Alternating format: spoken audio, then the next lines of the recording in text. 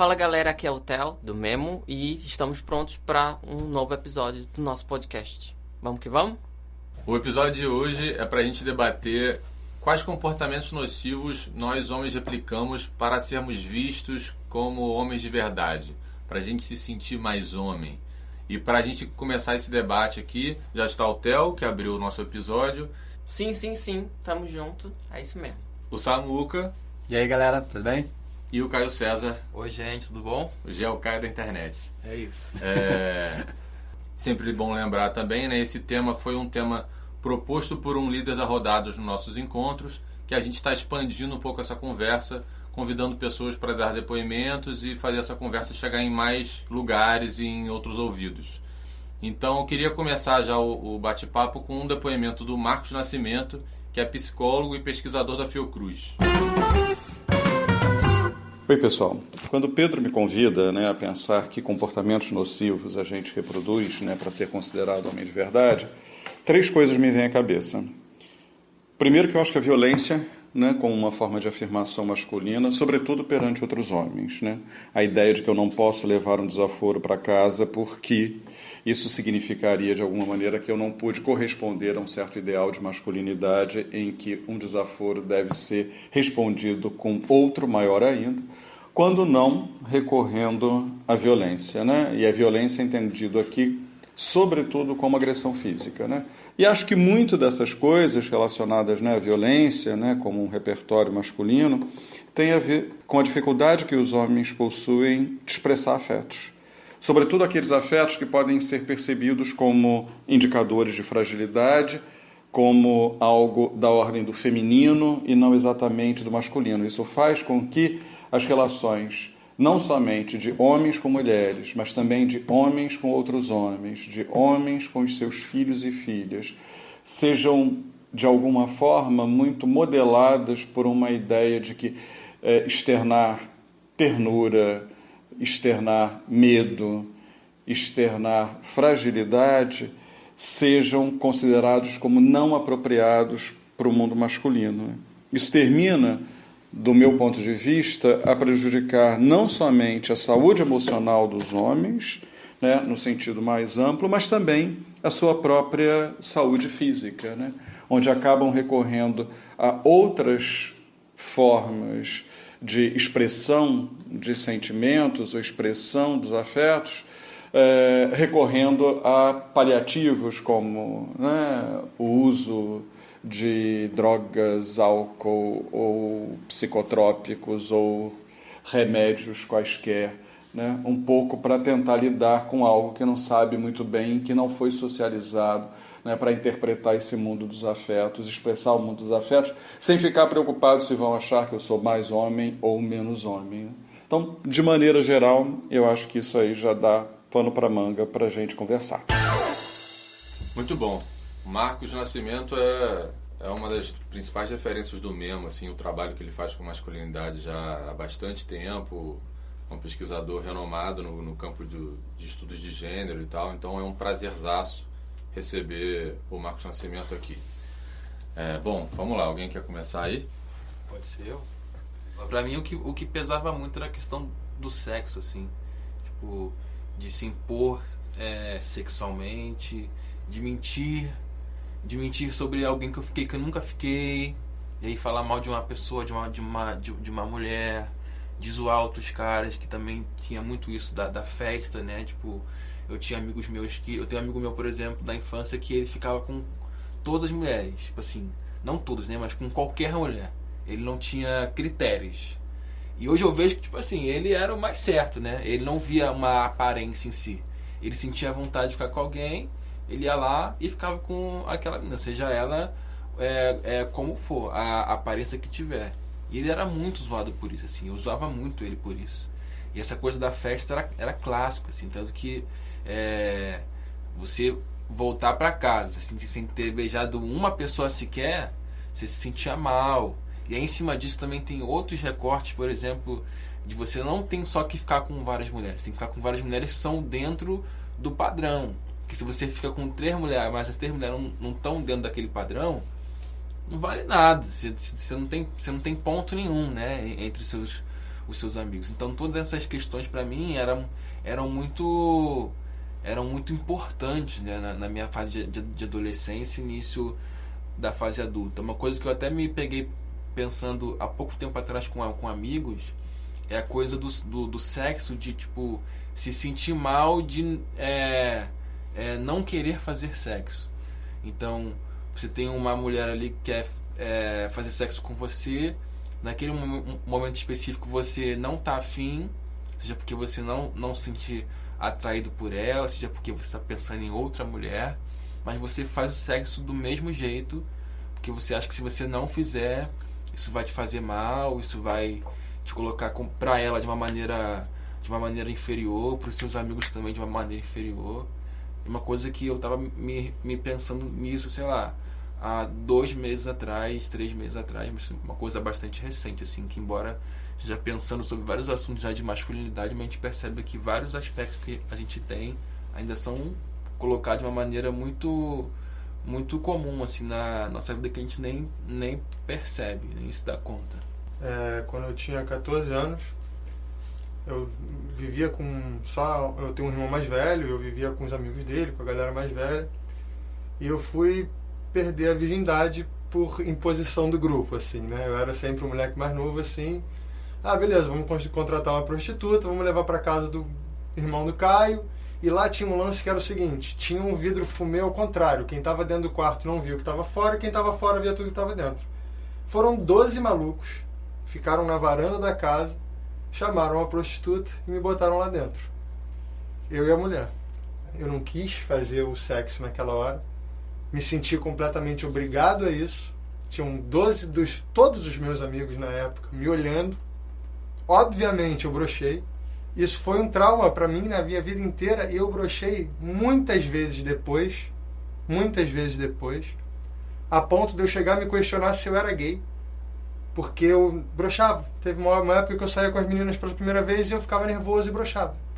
E eu lembro uma vez que eu conversei com meu irmão, falei: mano, acho que eu não sei, brother, eu não acho que eu sou gay, mas eu não sinto tesão por mulheres, eu brocho sempre. Meu irmão falou: cara, você não é gay. Mas eu nunca tinha contado isso, acho que nem pro meu irmão, porque na época eu lembro que aconteceu, nessa época eu brochei com a mulher, aí eu fui e apaguei a luz, né?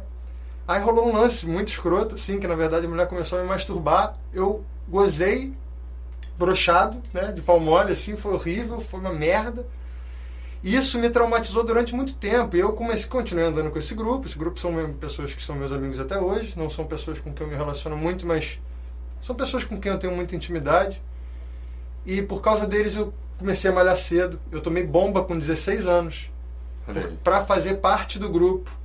E aí dentro desse grupo rolava esse lance da gente sair e pegar muitas mulheres. E aí dentro desse grupo tinha um lance do super trunfo, que era não a mais bonita, mas a mais feia. Então a gente ficava competindo em quem ficava com a mais feia para depois zoar ela por trás, né?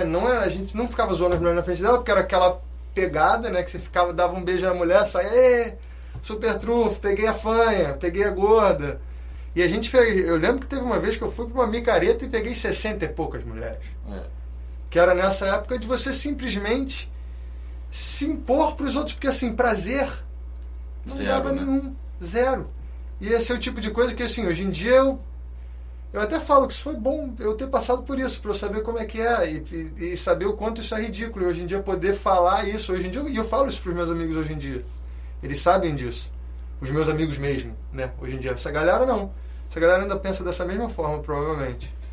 Mas isso foi uma parada que me traumatizou durante muito tempo. E o lance de me impor em transar com uma prostituta com 14 anos, que eu não queria, não sabia se eu estava pronto para isso.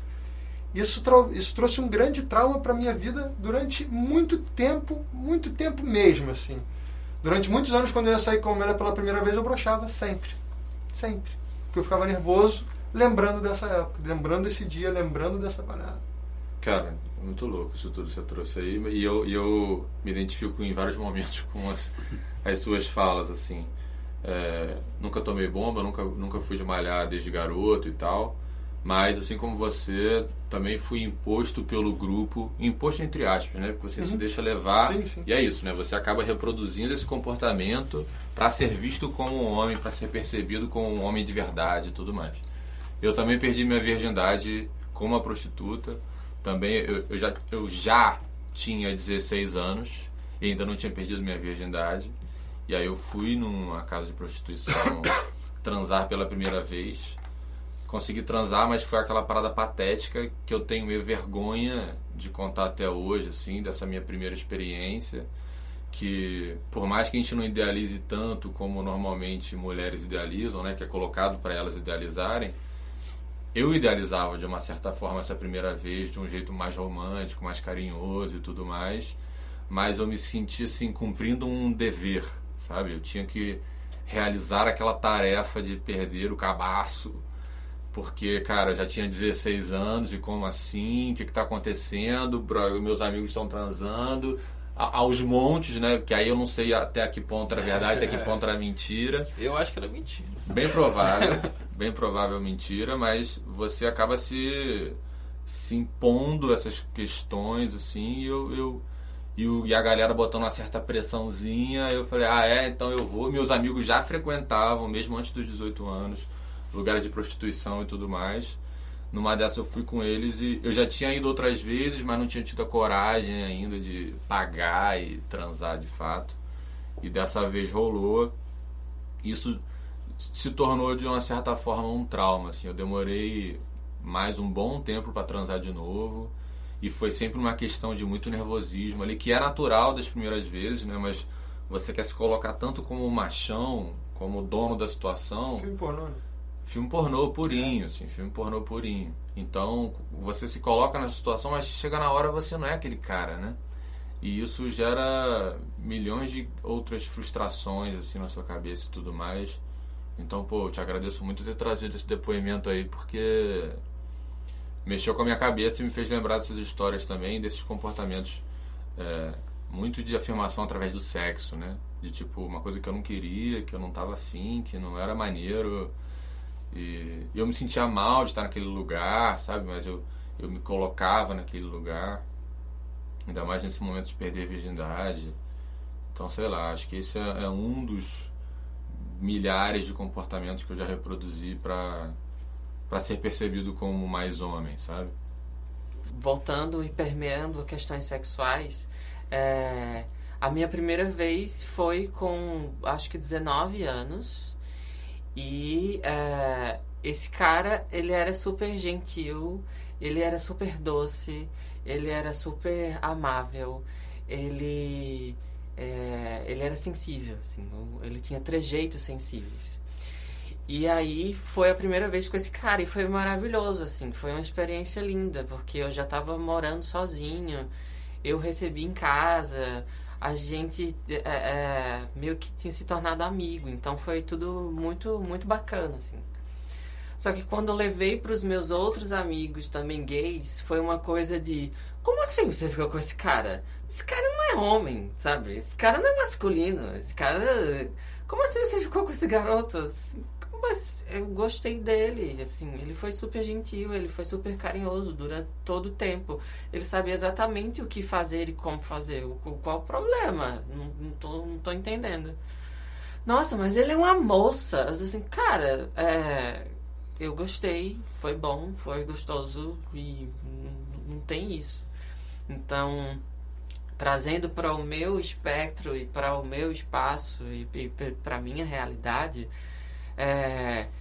infelizmente o meio LGBT é cheio de pequenos mundos, pequenos universos, assim, que não se conversam, que não se conectam na real. Então é muito comum esse pé de julgamento de você é mais homem, você é menos homem, inclusive entre os próprios gays. Uhum. Então eu fiquei muito chocado, assim, de ouvir isso dos meus próprios amigos.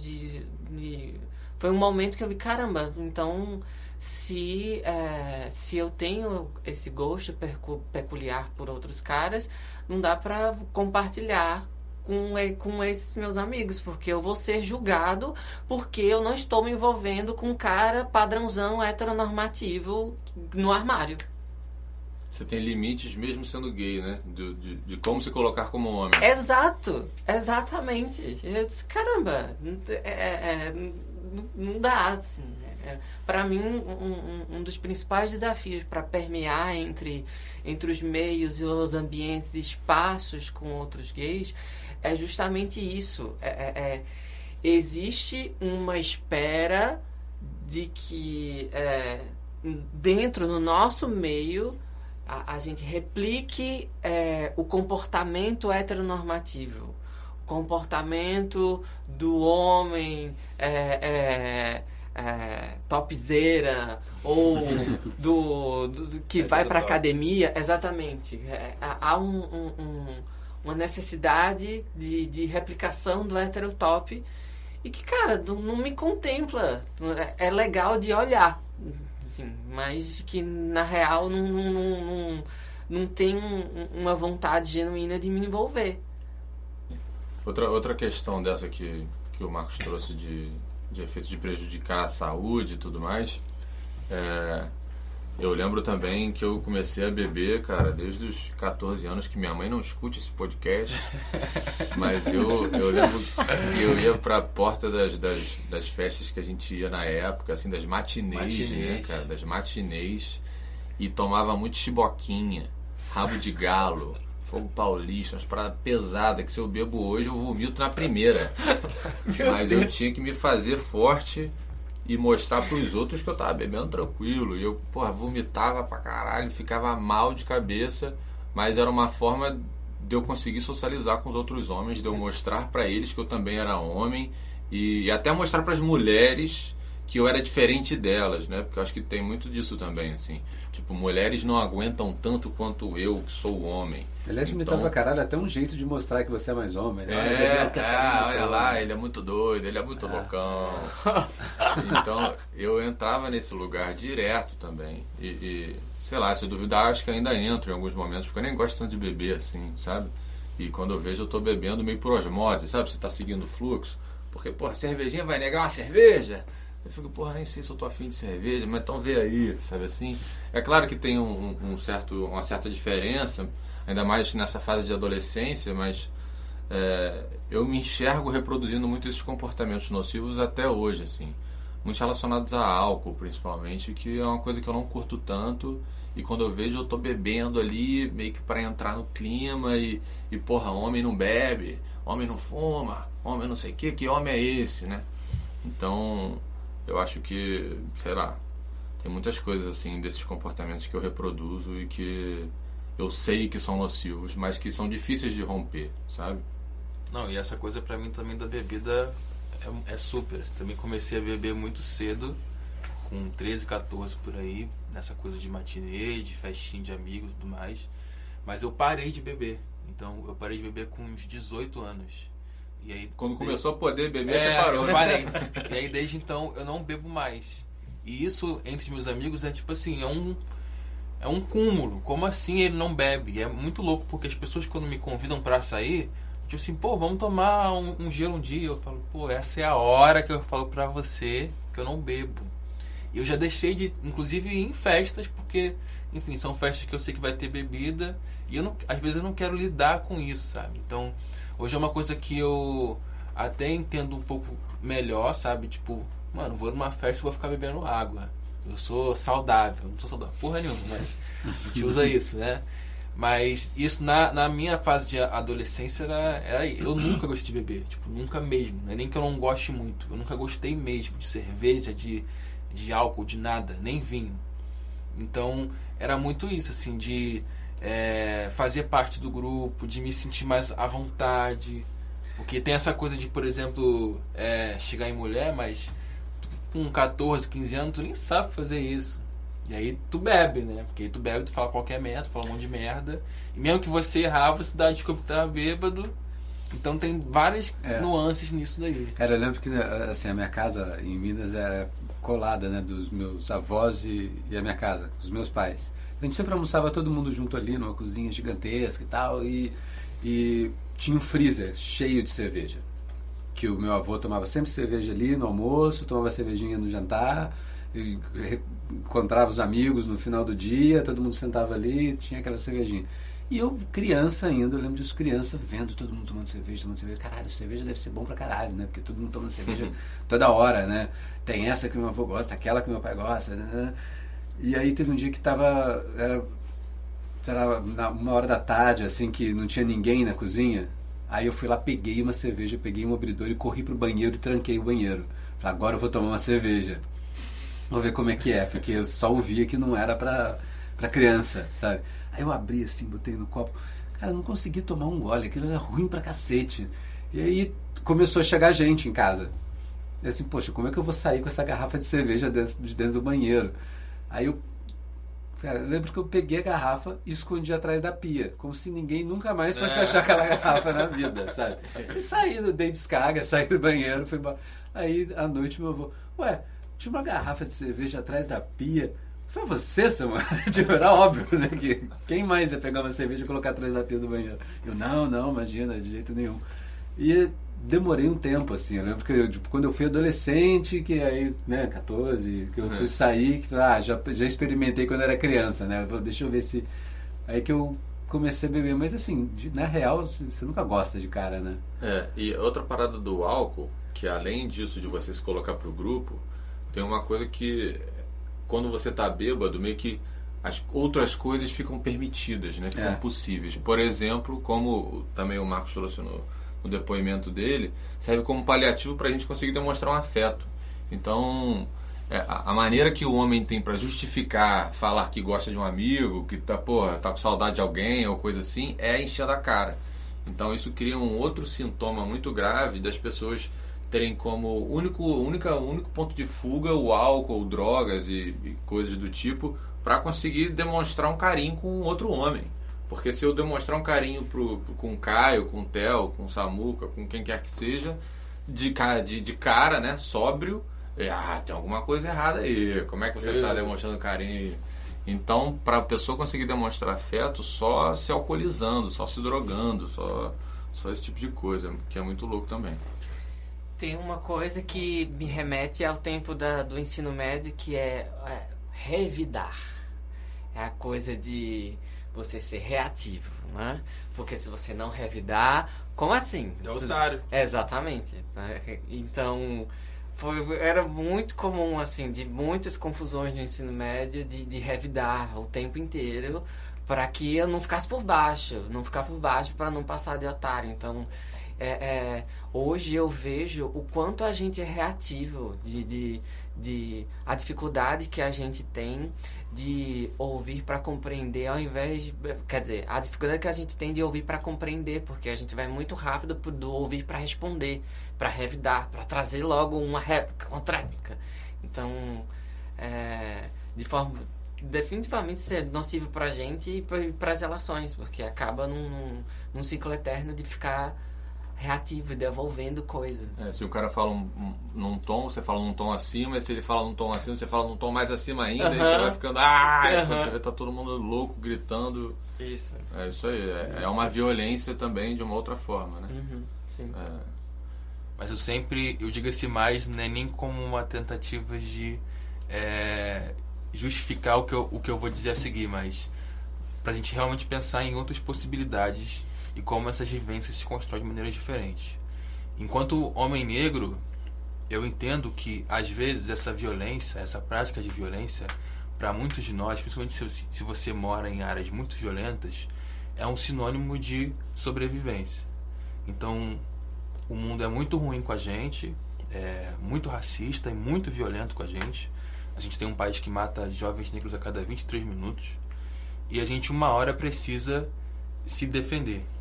E isso é bastante problemático porque eu sempre falo que a gente não é violento por ser violento, mas a gente é violento, isso homens negros, por sermos criados em ambientes violentos. Então você está na sua rua, no seu bairro, na sua escola, e as pessoas te violentam o tempo inteiro. E você precisa demonstrar algum aspecto de masculinidade para que pelo menos essas pessoas parem de te bater, parem de te xingar, parem de te humilhar. Então a gente apanha tanto que uma hora a gente bate de volta. Então quando eu penso nesse assunto, é muito nesse sentido, assim. Eu tenho amigos meus, obviamente, que lidam muito mal com as suas questões, e eu também lido muito mal com as minhas ainda, mas isso pra mim sempre foi uma maneira de me manter vivo, assim mesmo, em vários sentidos, porque as pessoas só iam parar de implicar, só iam me respeitar minimamente se eu demonstrasse algum aspecto violento para elas. E de uma certa forma isso ainda existe, né?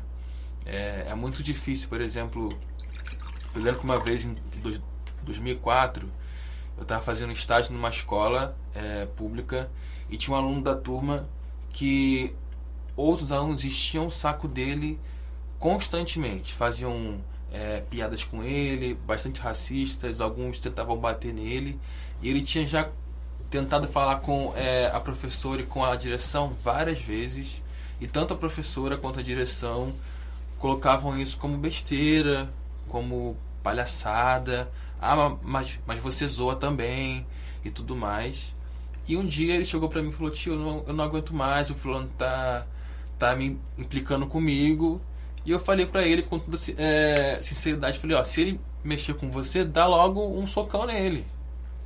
E eu entendo hoje isso como um conselho bastante ruim, mas naquele momento específico parecia que era o único jeito, porque a coisa não parava, a professora não resolvia, a direção não resolvia, os alunos continuavam sendo bastante ruins com ele, racistas com ele, e o garoto estava ali indefeso, chorando, pedindo ajuda, e ninguém ajudava. Eu falei: meu filho, uma hora você vai ter que começar a se defender sozinho. Então, existe obviamente toda uma questão muito ruim em cima disso tudo, mas há um aspecto violento sobre nós que é muito pesado, assim. Eu penso, talvez para homens gays deva acontecer alguma coisa nesse sentido. Eu queria muito que o Theo e o Samuca falassem sobre isso, porque é isso, assim, de uma maneira geral a gente está sempre dizendo seja sensível, lide melhor com as suas emoções, não bata, não xingue, mas às vezes a gente não sabe se a pessoa precisa disso de fato para poder ficar vivo ou não. Caio, eu me conecto muito com o que você trouxe, porque quando eu busco uma memória dos momentos em que eu fiz algo para aparentar ser mais homem, era sempre num lugar de zelar pela minha segurança, conseguir mais respeito das outras pessoas. Então, minha voz por um bom tempo foi um problema para mim. Zilhões de vezes que eu já precisei mudar um pouco a minha voz para poder, assim, conseguir algum tipo de respeito dos colegas de trabalho, por exemplo. Para mim, um exemplo muito prático disso foi no último emprego que eu tive, em que eu criei uma identidade visual, e a identidade visual ficou esticada no programa no que a contabilidade passava pra gente. E aí, eu já tinha visto as minhas colegas de trabalho ligando para o mesmo setor de TI, e a coisa, assim, meio que levava alguns dias ou semanas para se resolver. E aí, nesse dia, eu liguei e mandei essa, assim: aqui eu sou o Theo, eu sou o designer e tal. Eu fiz essa marca, ela não tá do jeito como eu gostaria que ela tivesse. Em questão de horas, tava alterada no programa, sabe?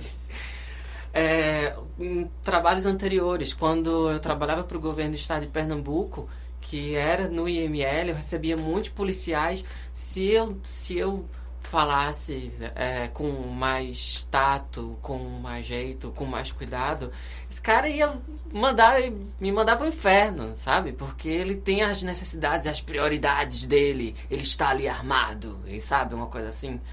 E em vários momentos eu era colocado como: isso aí é maluco, não mexe com ele não, porque era nesse momento eu tinha que me impor de alguma forma.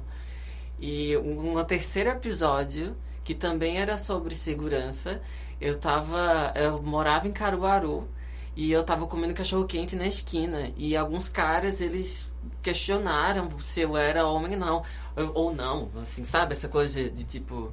eu sou homem, mas pra esse cara era uma coisa de olhar pra mim, será que não? Eu lembro de abrir mais a perna, tipo, sabe, colocar um trejeito mais diferente do que é comum, do meu comum, porque já era tarde da noite. Eu ainda ia andar um pedacinho de caminho até minha casa, então não sabia o que poderia acontecer. Então faz muito sentido quando você traz isso de um cuidado de segurança pessoal, inclusive. Então, que louco isso. E do mesmo jeito que eu falo aqui de uma perspectiva racial, onde a gente talvez faça coisas pensando nessa forma de ficar mais seguro, eu também tenho a total consciência de que algumas coisas eu fiz sim, e talvez eu faça ainda hoje, que não tem nada a ver com a minha segurança, e é simplesmente um aspecto de masculinidade tóxica mesmo, onde a gente faz para ser visto como um homem. Então, eu não quero aqui colocar que todos os homens negros, quando encarnam uma masculinidade tóxica, alguma performance, são só para ficar seguros. E não, a gente tem várias questões com várias mulheres, por exemplo, com outros homens. Talvez, por exemplo, nesse episódio, talvez, dependendo do contexto, eu seria esse cara que estaria questionando se você é homem ou não. Então, não estou colocando aqui necessariamente um papel de vítima. A gente tem questões sim que não tem nada a ver com isso e que eu, por exemplo, enquanto homem negro, faço e que eu poderia deixar de fazer sem que isso influenciasse a minha vida de uma maneira extrema. Seria até melhor se eu parasse de fazer. Bom, acho que a gente pode ir pro nosso segundo depoimento de uma pessoa que também é uma referência grande pro Memo, assim, que é o Adriano Beiras. Ele é do Departamento de Psicologia do Programa de Pós-Graduação da Universidade Federal de Santa Catarina. É um pesquisador da área de gênero, violência e masculinidades. Ele faz parte de um grupo de pesquisa chamado Margens, lá na Universidade de Santa Catarina. Ele já tem livros e artigos publicados e mais um monte de coisa, além de ser um colaborador e parceiro do Instituto Nous, que agora está em São Paulo. É isso, vamos lá ouvir o Adriano. Há mais de 10 anos eu tenho pesquisado sobre o tema de masculinidades no âmbito acadêmico e refletido sobre grupos de homens em diferentes países. E nas pesquisas que a gente fazia, uma delas em especial que eu fiz, eu perguntava para as pessoas o que é ser homem, e elas não sabiam me responder. Eu me dei conta que quanto mais eu exercia atos violentos ou ações que acabavam sendo entendidas como violentas nas minhas relações, mais eu me sentia poderoso e mais masculino e homem. Então, quando eu era firme, quando eu era assertivo demais, ou até passando disso a um ponto de agressividade e violência, eu me sentia mais homem. E isso me deixou preocupado e me fez pensar por que essa representatividade do masculino estava ligado a esse lugar da violência. Isso me faz pensar como esses comportamentos acabam construindo modos de vida, de ser masculino na sociedade, que são impulsionados como normas e formas únicas de ser homem na sociedade. Por que a gente reproduz essa dicotomia tão forte entre masculino e feminino, e assusta pensar como isso é importante para a construção subjetiva de uma pessoa e suas vivências relacionais. Por outro lado, eu acho também muito importante a gente refletir, e eu no caso reflito isso muito impulsionado pelos estudos da Judith Butler, quando ela fala de modos de vida possíveis, né, de existir na nossa sociedade, de certa maneira. Também, o que aconteceria se eu permitisse explorar outros horizontes de vivência do masculino? O que me autoriza a colocar esses modos de vida como mais normais ou comuns ou menos comuns, e por que isso é tão importante para as relações? Que outras relações podem ser produzidas na medida que eu desconstruo essas dicotomias e começo a olhar esses modos de vida como pluralidades e possibilidades mais amplas de existência. Muito bom. Muito obrigado, Adriano, pelo seu depoimento, pela sua fala. Acho que tem colocações aí muito importantes para a gente refletir aqui no podcast. E eu aproveito já para emendar com um depoimento, aproveitando que você disse, o que o Adriano disse de outros modos de vida masculinos, que eu permito que existam em meus espaços de socialização. Eu gostaria de trazer uma outra fala aqui do Ariel Nobre, que é um homem trans, participante do grupo do Memo de São Paulo, que eu acho que ele tem coisas bem legais para trazer para a gente aqui também. Olá, eu sou o Ariel Nobre e eu sou homem trans. Isso quer dizer que quando eu nasci me designaram mulher, mas eu vi que eu não sou mulher e fiz uma transição do gênero feminino para o masculino e me declaro e reivindico homem trans. E aí, por conta disso, as pessoas me veem muito como uma buceta ambulante e tem muita dificuldade de me tratar no masculino.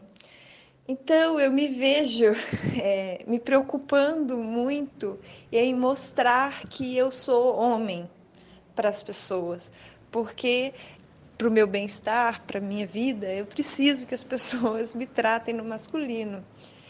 Eu me pergunto, por conta disso, o que é ser homem, afinal? Porque muitas vezes eu me vejo em situações conflituosas, muitas vezes no trabalho com publicidade, comunicação, arte. E eu me vejo, quando eu sou violento, principalmente com mulheres e principalmente em público, eu sinto que é isso que é esperado de mim. Só que isso me fere profundamente.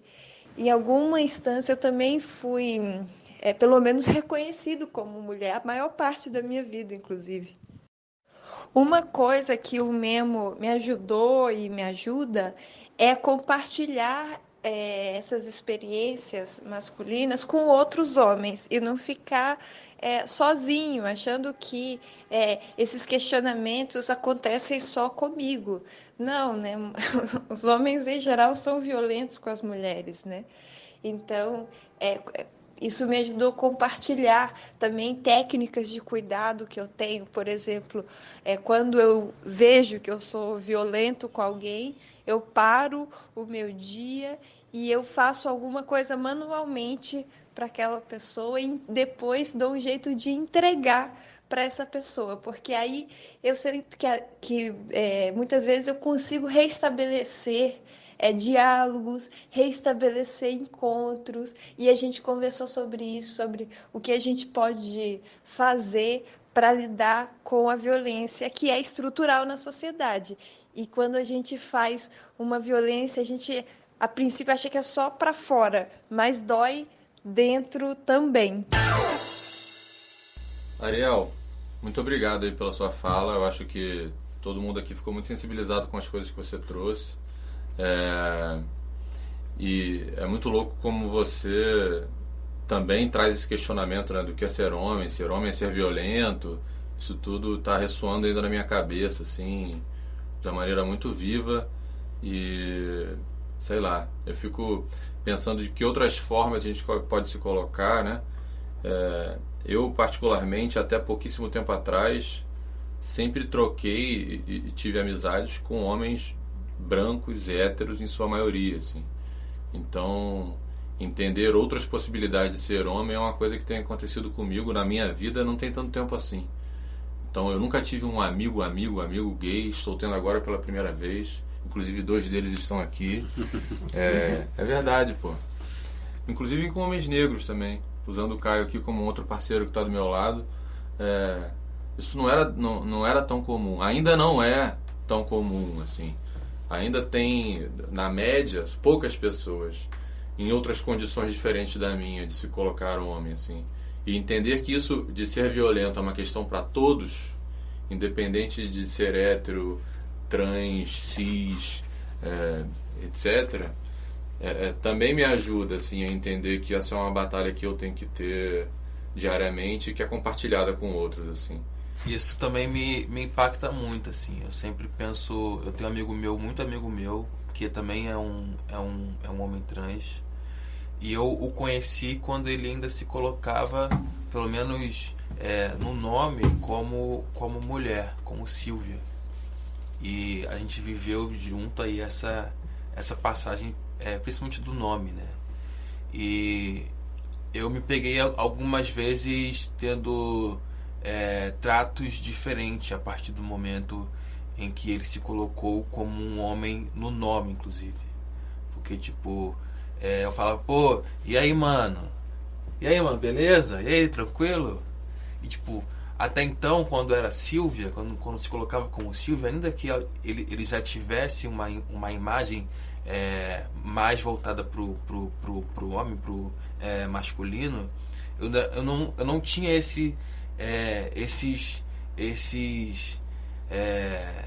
essas coisas, sabe, pequenas, de chamar de mano. Eu não chamava ele de mano quando era Silvia, eu chamava ele de Silvia, meu bem. Era às vezes muito mais carinhoso, assim. E depois, quando ele também me trouxe outras questões que ele viveu, por exemplo, com o pai, ou com outros amigos, de perceber que os amigos também mudaram muito quando ele começou a se colocar como um homem trans, do tipo apresentar mulher para ele na rua, tipo, uma coisa que não faziam antes. Então essas experiências diferentes de lidar com outros homens e de viver essa coisa nova, né, me causou de fato também, como foi falado, esse estranhamento, assim. Ainda tenho muita dificuldade às vezes do afeto em particular.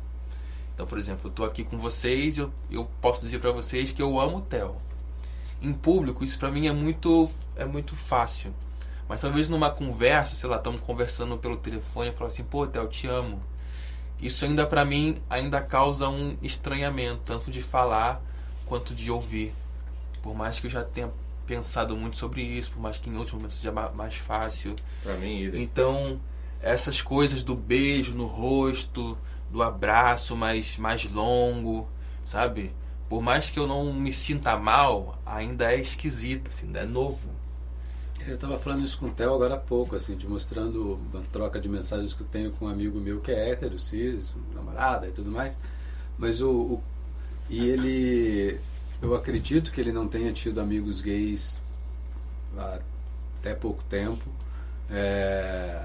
E o carinho que a gente tem um pelo outro, até e a falta de preocupação que ele tem com isso em público e comigo sozinho, de me espanta, entendeu? Eu fico imaginando um outro hétero dando isso.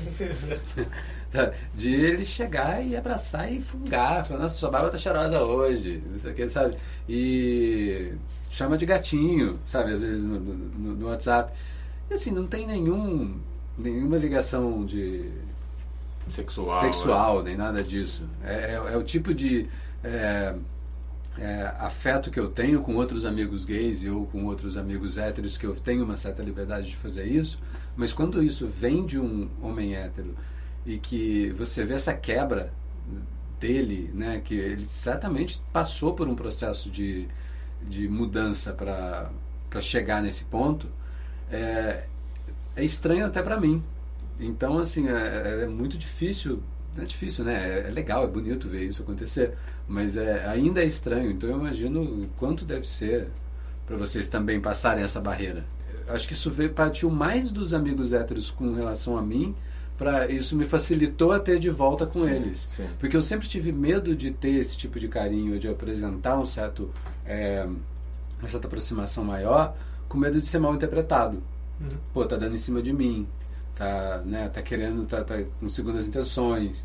E então eu já me segurei muito demonstrar afeto, demonstrar carinho com outros homens, seja héteros, por conta disso. É muito louco você falando isso tudo, e a fala do Caio anterior me remeteu a um relato que eu ouvi num dos encontros do Memo, que tinha um homem trans presente, e ele falando que o irmão dele, para incluí-lo dentro do círculo de homens, assim, apontou para ele uma mulher na rua e falou assim, olha lá que gostosa, comeria muito, falou alguma coisa assim.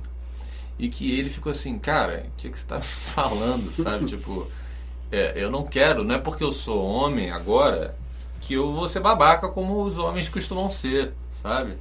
E aí ele ficou assim, cara, então o que é ser homem, né? E é isso, né? A gente não sabe se relacionar de uma forma 100% tranquila, assim. A gente acha que pro cara ser homem, ele tem que ser babaca como a gente sempre foi, assim, e não necessariamente, né? Graças a Deus que não. Eu entendo o papel do irmão dele, sabe? De tipo querer inseri-lo assim como homem e mostrar que enxerga ele a partir de agora como um homem, mas ele fez isso de uma maneira equivocada. Mas o jeito que ele soube fazer. É o jeito que ele soube fazer, que talvez seria o meu jeito também, por mais bizarro que isso possa parecer, sabe? Então, sei lá, é mais coisa pra gente ficar pensando assim, porque eu não sei muito bem ainda, de fato, como me relacionar, assim. Eu sei que isso pode parecer escroto, mas eu às vezes ainda fico, assim, pisando em ovos, sabe? Pra mim, eu tenho duas figuras muito presentes na vida nos últimos tempos, que são 2 homens héteros, com suas respectivas companheiras. Aliás, são mais de 2, mas esses 2 têm estado mais presentes na minha rotina. E que eu fiquei feliz de ouvir de um deles que em alguma conversa alguém falou sobre sexualidade e ele colocou: então, minha sexualidade é a seguinte, com amigos eu tenho carinho e carícias, com amigas eu tenho carinho, carícias e sexo. E aí eu fiquei assim, caramba, que incrível que esse ser humano tá falando isso aqui na frente dessas pessoas. Porque é o que eu vivo com ele, assim. Há um nível de carinho do qual eu não tenho com outros homens héteros, que dirá com outros homens gays, assim, de cafuné, de cozinhar juntos, de assistir Netflix e, tipo... Amigos, né? Exato. É tipo, a cabeça dele na minha perna enquanto eu tô fazendo um carinho e a gente tá vendo uma série. Tipo... E pra ele isso é muito comum, isso é muito tranquilo, isso é muito normal. E eu passei a celebrar muito essa relação e ver que ir pra um lugar de caramba, isso é possível, tem como construir isso. Então, é muito louco porque você falar isso, de tipo, que esse cara senta no seu colo, bota a cabeça na tua perna e você faz cafuné, me gera um estranhamento. Sim. Eu não conseguiria fazer isso. Eu não conseguiria, eu acho, fazer isso. Sendo muito sincero aqui, isso ainda me causa sei lá, uma coisa, sabe assim? Eu não sei se eu conseguiria ter essa tranquilidade, assim, vou deitar aqui na cabeça desse cara que eu sei que é gay e ele vai fazer um carinho em mim, por mais babaca que possa parecer, eu descrevendo dessa forma. Mas eu não teria essa liberdade. E faria isso, muito provavelmente, com uma amiga minha. Exato. Que eu não teria uma maldade sexual com ela, mas eu teria essa liberdade. Mas fazer isso com você, que é um cara que eu já convivo, sei lá, há bastante tempo, que a gente se dá super bem, que você, é um cara que eu admiro muito, eu não sei se eu teria essa mesma audácia, sei lá, que esse seu amigo tem. Assim, do mesmo jeito que o Samuca estava falando da conversa no WhatsApp, aquilo ali me gera um certo espanto mesmo. Exato. E esses amigos que eu tô falando, acontece exatamente a mesma coisa. A gente às vezes tá jogando videogame, deita no colo do outro, bota a cabeça no ombro, sabe? A gente se cumprimenta com selinho, igual eu já cumprimento com selinho, amigas também. Isso aí pra mim ainda é outro patamar. Sabe? Não, é sério. Tipo assim, pra mim são casados com mulher. Fazer isso com outros amigos héteros ainda é mais difícil ainda, porque quando eu tô em contato com um homem gay, eu entendo que há, talvez falando uma merda aqui, mas entendo que há uma sensibilidade maior do que um outro homem hétero. Então eu me sinto mais à vontade, por exemplo, com você do que com você em alguns momentos. De um abraço mais longo, de um carinho, de você me dar um beijo. Se você me dá um beijo, ok. Se você me dá um beijo, vai causar um estranhamento. Então fazer isso com amigos héteros pra mim é mais difícil ainda. E pra mim uma prova concreta do quanto esse estranhamento existe, esse gap ou o que quer que seja, foi um encontro do Memo em que esse garoto de 20 anos foi o primeiro encontro dele, a primeira noite dele do Memo, negro. Eu acredito que ele seja da mesma área em que o Caio vive. E eu adorei porque ele tinha uma mecha dourada, assim. E eu fiquei assim, caramba, que incrível. E eu cheguei perto dele E eu abracei, eu tinha acabado de chegar na sala, no espaço. Eu abracei, assim, de bem-vindo, que bom que você tá aqui. E ele tímido, ele é muito tímido, ele ficou em silêncio durante todo o encontro. Mas no final do encontro, ele colocou que, tipo, foi algo assim como... o quanto meu abraço foi importante para ele naquele momento, que ele não conhecia ninguém, porque ele não havia o costume na área dele, na rotina dele, de ser abraçado. Isso me impactou num grau de... Caramba, é um movimento. Eu simplesmente me aproximei de um ser humano e eu toquei. E isso fez total diferença, porque hoje eu percebo nos encontros em que ele participa, ele realmente participa. Quando a gente se abraça, é um abraço que leva mais tempo.